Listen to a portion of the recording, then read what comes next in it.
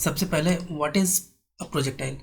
Projectile an object throne into the air that moves freely under the gravity. Suppose एक football को kick किया जाता है तो उसका मोशन जो होता है कुछ इस तरह का मोशन होगा, या फिर तुमने किसी एक लड़के ने दूसरे लड़के को थ्रो किया बॉल, तो उसका भी मोशन कुछ इसी टाइप से होता है। तो ये जो बॉल जो है ना, ऑब्जेक्ट, जिस ऑब्जेक्ट को थ्रो किया जाता है उसको बोला जाता है प्रोजेक्टाइल, और उसके मोशन को बोला जाता है प्रोजेक्टाइल मोशन। या फिर बुलेट का मोशन ध्यान दो, बुलेट अगर थ्रो किया जाता है कुछ इस तरह से गन से, तो उसका पाथ जो है स्ट्रेट नहीं होता है, कुछ इस तरह से होता है। तो दिस पाथ जो होता है ये पैराबोला शेप बोला जाता है, पैराबोला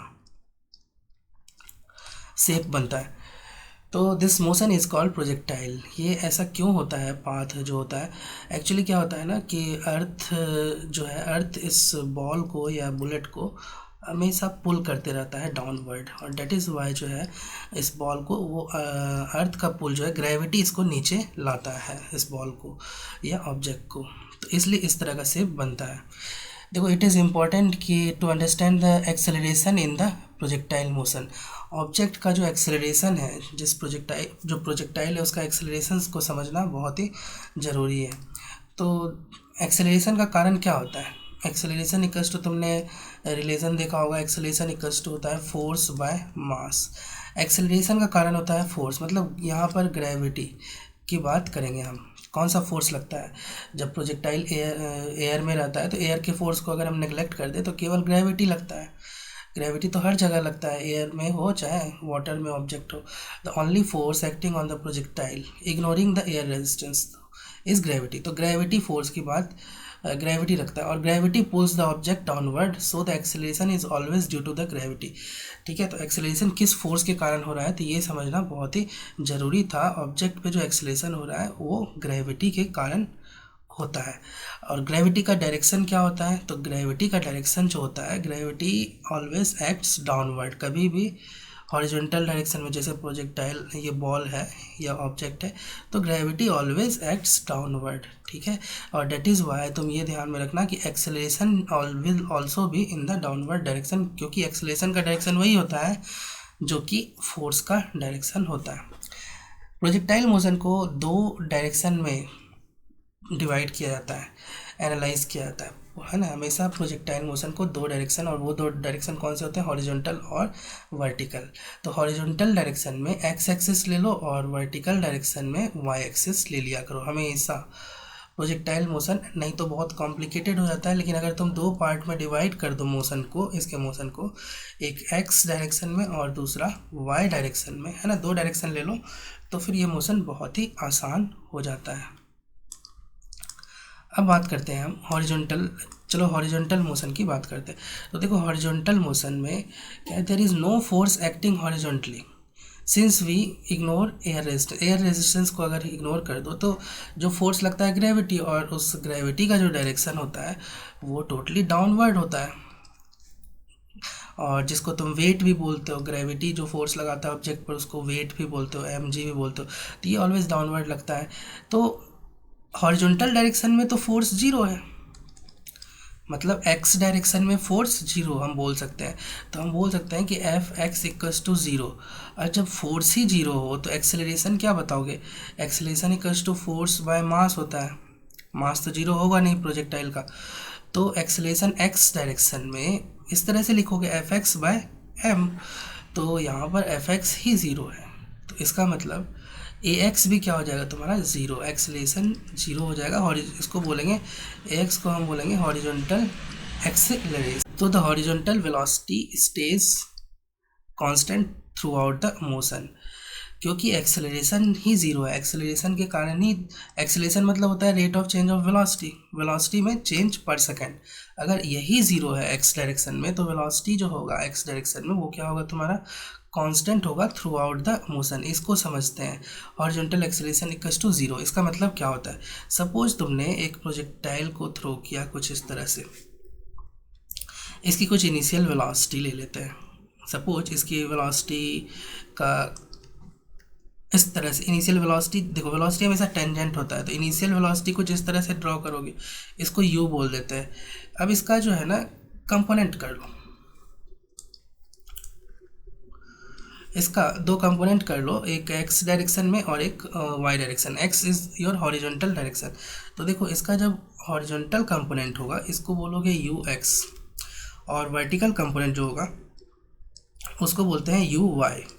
तो हम यहाँ पर यू एक्स की कुछ वैल्यू ले लेते हैं और यू वाई की भी वैल्यू ले लेते हैं। सपोज यू एक्स इज़ 10 और U Y suppose is 20 metre per second. ठीक है, वेलोसिटी, इनिशियल वेलोसिटी को हमने कंपोनेंट में कर दिया। यही तुमको हमेशा करना है। तो देखो वेलोसिटी एट एनी टाइम, जैसे मान लो कि प्रोजेक्टाइल यहाँ पर था या किसी और भी पॉइंट को जैसे यहाँ ले सकते हो। तो चलो ये पॉइंट, जैसे किसी एक पॉइंट को ले लो, तो यहाँ पर जो वेलोसिटी होगा उसको हम बोलेंगे, इसका है ना अगेन टेंजेंशियल होगा, तो इसको हम बोलेंगे v। ठीक है, इनिशियल वेलोसिटी के लिए सिंबल u और किसी टाइम पर वेलोसिटी के लिए सिंबल v। तो इसका भी देखो है ना, हमेशा कंपोनेंट में डिवाइड करो, प्रोजेक्टाइल मोशन को x डायरेक्शन और y डायरेक्शन में डिवाइड करो। तो ये हो जाएगा vx और ये हो जाएगा vy। तो यहाँ पर क्या है कि बोला जा रहा है कि हॉरिजॉन्टल एक्सेलरेशन 0 है हॉरिजॉन्टल डायरेक्शन में। तो इसका मतलब है कि जो इनिशियल वेलोसिटी था वही फाइन किसी भी टाइम पर वेलोसिटी रहेगा x डायरेक्शन में। तो किसी टाइम पर है ना, जैसे यहाँ पर वेलोसिटी कितना होगा vx इक्वल्स टू 10 किसी भी टाइम पर। अब जैसे यहाँ पर वेलोसिटी का ये होगा, इसको कंपोनेंट में है ना, नेट वेलोसिटी यही होगा टेंजेंशियल। अब इसको दो कंपोनेंट में ब्रेक कर दो, तो एक कंपोनेंट ये होगा और दूसरा कंपोनेंट ये होगा। देखो ये कभी भी क्या है, सेम रहेगा। हॉरिजॉन्टल वेलोसिटी जो होगा even before the just before the collision with the ground, है ना, कोलिजन तो ग्राउंड से होने के जस्ट बिफोर जो वेलोसिटी होगा इसका दो कंपोनेंट कर दो, एक एक्स और एक वाई।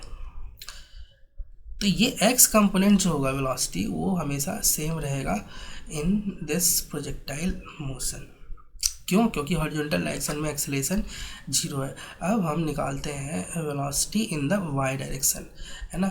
उसके लिए हम एक बार ये रीड कर लेते हैं वर्टिकल डायरेक्शन का मोशन। तो देखो वर्टिकल डायरेक्शन में क्या होता है, gravity acts downwards pulling the objects towards the ground downward. On earth it's acceleration is इसके कारण देखो ग्रेविटी के कारण जो एक्सेलरेशन होता है वो होता है 9.8 मीटर पर सेकेंड, और इसको सिंप्लिसिटी के लिए हम 10 मीटर पर सेकेंड भी मैग्नीट्यूड वाइज ले सकते हैं। लेकिन देखो हमेशा हमें जो है क्या करना है, साइन के साथ लगाना है, क्योंकि देखो इसका मतलब है कि वर्टिकल डायरेक्शन में एक्सेलरेशन इज़ नॉट 0। तो ए वाई एक्सेलरेशन का जो वाई कंपोनेंट है ये कितना है तुम्हारा 9.8 मीटर पर सेकेंड स्क्वायर, और इसी को हम जी भी यूज़ कर सकते हैं। 9.8 की जगह तुम जी यूज़ कर सकते हो। सिंप्लिसिटी के लिए हम जी की वैल्यू को 10 ले लेंगे। विथ साइन जो है एक्सेलरेशन जो होगा विथ साइन, ये केवल मैग्नीट्यूड था, लेकिन देखो एक्सेलरेशन है और यूनिफॉर्म एक्सेलरेशन 9.8 क्या है, कांस्टेंट है। तो यूनिफॉर्म एक्सेलरेशन में तुमको लगाना होगा इक्वेशन ऑफ मोशन। तो वाई डायरेक्शन में इक्वेशन ऑफ मोशन तुमको लगाना होगा, और इक्वेशन ऑफ मोशन में लगाने के लिए तुमको साइन कन्वेंशन का यूज करना पड़ता है, इस बात का ध्यान रखो। और साइन कन्वेंशन के लिए इसीलिए डेट्स वाई जो है यहाँ पर तुमको एक्सेलरेशन जो रखना है -g रखना है मीटर पर सेकेंड स्क्वायर, है ना, with sine. Equation of motion में जब रखोगे तो -g रखोगे। मैग्नीट्यूड होता है 9.8, क्योंकि हम लोग ऊपर के डायरेक्शन को क्या करते हैं पॉजिटिव और नीचे के डायरेक्शन को नेगेटिव रखते हैं। तो -10 रखोगे हमेशा इक्वेशन ऑफ मोशन। सिंप्लिसिटी के लिए हम ये यूज़ करेंगे। एक्सेलरेशन की वैल्यू जब पुट करोगे इक्वेशन ऑफ मोशन में तो -10 रखोगे। अब देखो तुमसे पूछा जा रहा है इसी केस में, ये जो ऊपर वाला क्वेश्चन है एग्जाम्पल है, उसमें हम ये बताओ वी वाई की वैल्यू अलग अलग टाइम पर कितनी होगी, है ना, वी वाई। तो देखो वी वाई जब लिखना है तो वी वाई की वैल्यू तो चेंज होगी, और इसकी वैल्यू इक्वेशन ऑफ मोशन तुमको लगाना पड़ेगा U Y -g t। Actually V Y equals to क्या होगा, V equals to U plus A T, है ना, वाई डायरेक्शन में इस तरह से। और ए वाई की वैल्यू जो है हम साइन के साथ रखेंगे इक्वेशन में, ठीक है। तो ये यहाँ पर हमने -g रखा, और इसको हम सिंप्लिसिटी के लिए 10 भी यूज़ कर सकते हैं, जैसे ऊपर वाला क्वेश्चन है ना। तो किसी टाइम पर तुमको वी वाई निकालना है, वाई कंपोनेंट ऑफ वेलोसिटी। तो यू वाई कितना लोगे, यहाँ पर यू वाई तो दिया है तुमको 20 -10 इंटू टी। देखो किसी भी टाइम पर तुम बता सकते हो 1 सेकेंड के बाद t = 1 सेकेंड पर है ना। वी वाई की वैल्यू कितनी हो जाएगी, तो 20 माइनस 10 इंटू 1 मतलब 10 मीटर पर सेकेंड। तो अगर मैं बोलूँ कि ये 1 सेकेंड है तो यहाँ पर टी इक्वल्स टू 1 सेकेंड पर वी वाई की वैल्यू कितनी हो जाएगी, ये हो जाएगी 10 मीटर पर सेकेंड। और वी एक्स भी इस केस में क्या है, यहाँ पर 10 ही है। ठीक है, अब हम निकालते हैं टी इक्वल्स टू 2 सेकेंड पर। 2 सेकेंड पर वी वाई जो होगा इक्वल्स टू हो जाएगा, है ना, 2 रख दो तो 10 इंटू 2 20 हो जाएगा, 20 0। तो वी वाई की वैल्यू 0। जब भी ऐसा हो कि वी वाई की वैल्यू, है ना, कभी वी वाई की वैल्यू तुमको 0 मिले तो समझ जाओ कि वो क्या है, टॉप पॉइंट को बताता है। टॉप पॉइंट पर जो होता है वेलोसिटी केवल हॉरिजॉन्टल डायरेक्शन में रहता है, वी वाई यहाँ पर 0 होता है। तो वी वाई यहाँ पर कितना, 2 सेकेंड में, है ना, ये 2 सेकेंड में ये टॉप पॉइंट पर पहुँचता है ये प्रोजेक्टाइल।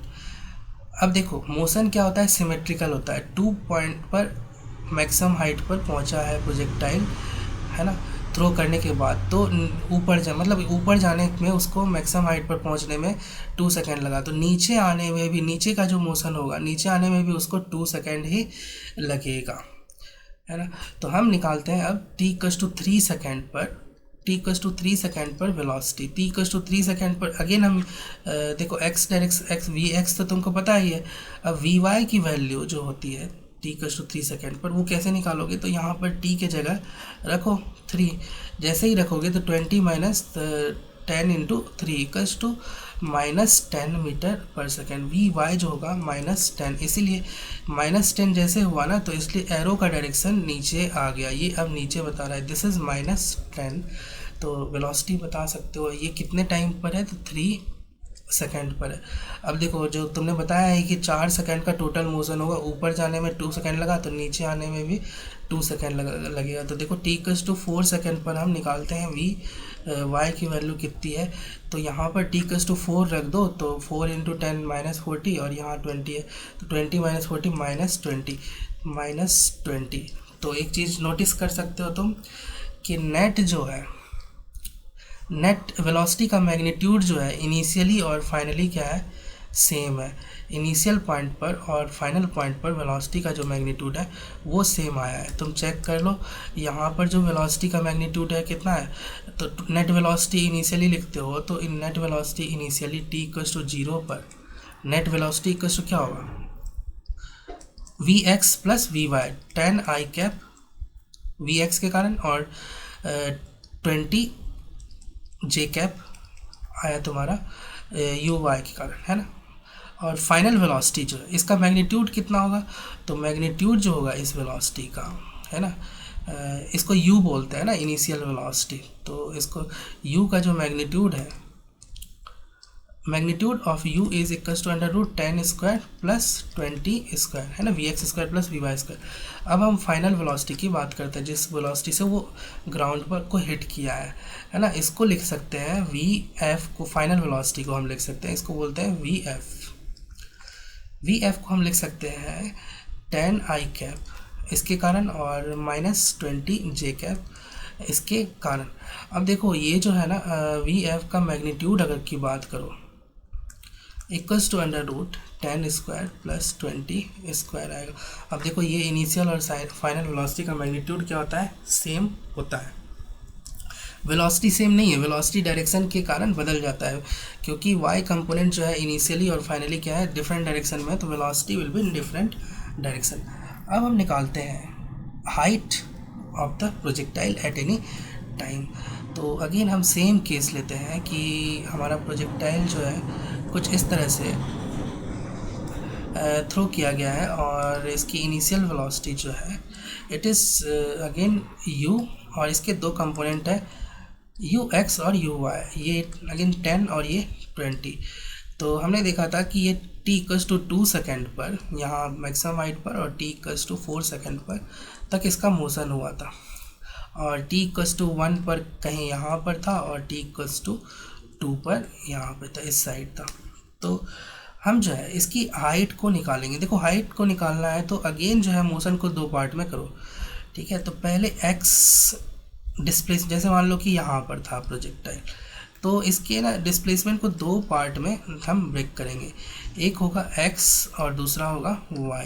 देखो x डिस्प्लेसमेंट जो होगा, ठीक है, बहुत आसान होगा। इस डायरेक्शन का तुमको पता है कि हॉरिजॉन्टल डायरेक्शन का मोशन क्या है, उसमें वेलोसिटी तो चेंज नहीं हो रहा है, तो जो 10 मीटर पर सेकेंड है वही वेलोसिटी से ये डिस्टेंस कवर किया जाएगा x। तो x equals to 10 into T कर सकते हो। और y की वैल्यू निकालना हो, जैसे ये हाइट जो होगा यहाँ पर, तो y इक्वल्स टू इस डायरेक्शन में इक्वेशन ऑफ मोशन लगाना होगा। तो इक्वेशन ऑफ मोशन कैसे लगाते हो, U T plus half A T square.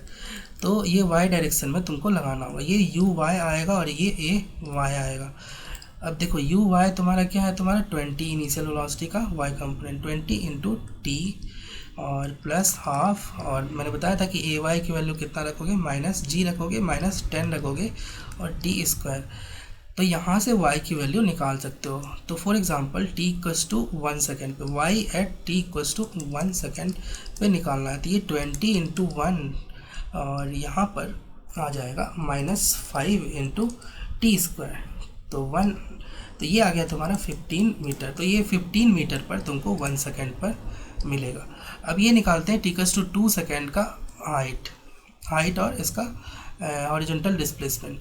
तो देखो हॉरिजॉन्टल डिस्प्लेसमेंट ये होगा और 2 सेकेंड पर x की वैल्यू जो होगी, x यहाँ से निकाल लो, x at t equals to 2 second, तो 10 इंटू 2, सिंपली ये 20 हो जाएगा।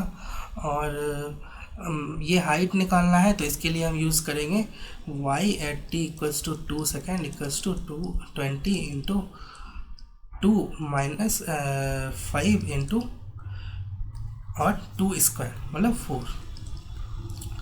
तो ये देखो 40 माइनस